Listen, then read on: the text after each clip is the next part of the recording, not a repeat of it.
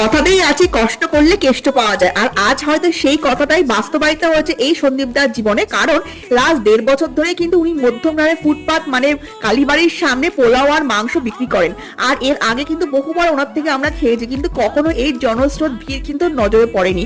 এখন social media দৌলতে যবে থেকে উনি ভাইরাল হয়েছেন তবে থেকে কিন্তু লাইনের পর লাইন নিমিশের মধ্যে শেষ হয়ে যাচ্ছে দ্বিগুণ পরিমাণের পোলাও আর মাংস।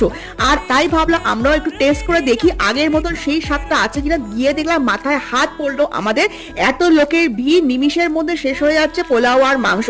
তাই আমরা বাড়িতেই নিয়ে আসলাম আর টেস্ট করে দেখলাম। সত্যি কথা বল, পোলাওর টেস্টটা কিন্তু একই রকমই আছে, সেই দেরাদুন রাইস আর ঝরঝরে, আর স্মেলটাও কিন্তু দারুণ আসছে। তবে চিকেনটা আর একটু ভালো হতে পারতো, যদিও কিছু করার নেই, এত ভিড়ের মধ্যে এত মানুষের মধ্যে একটু ভাঙাচোরা চিকেনই আমাদের ভাগ্যে পড়েছিল।